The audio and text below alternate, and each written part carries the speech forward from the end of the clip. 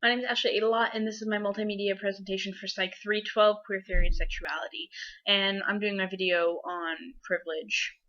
Privilege is defined as a special advantage or permission or right that's enjoyed by an individual class or like caste of people, and that it's usually kind of held as a status or rank, and it's exercised to the exclusion or detriment of others. Meaning, oftentimes these privileges, when people have them and others don't, it often is an unfair advantage, and this is often presented in cases with minorities.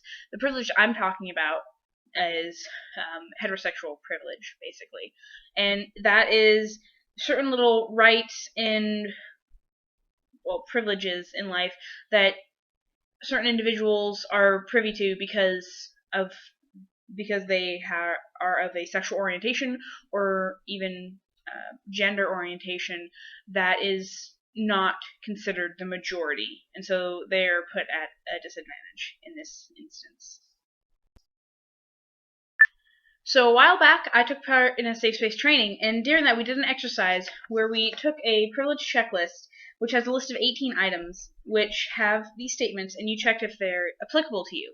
I found this exercise rather interesting because it gives you a good insight on what you as an individual have and things you may not even think about, because you don't often think about what privileges you do have if you do indeed have them, whereas if you don't have them, you're usually well aware.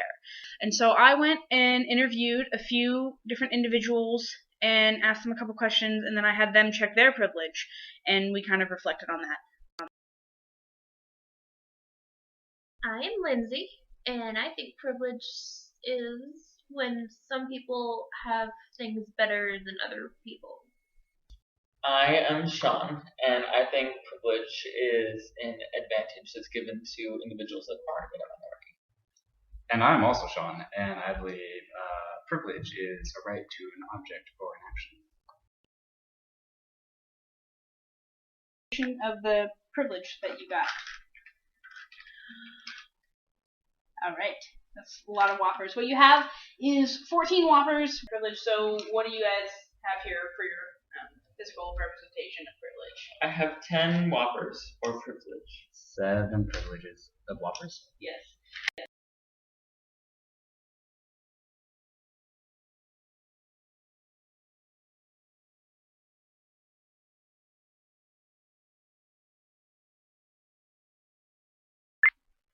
So basically, after having them check their privilege, and we kind of talked about it on what they thought what could be fixed societally, pretty much everyone answered that there should be a difference in education. I think we could fix it by making people not so, I guess the word for it would be ignorant about other people's gender and sexualities, because that's where it seems like a lot of problems come from on the list. It's just people don't understand.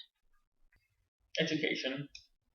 Like teaching people from a young age about these things, because then you don't grow up with games and such like that.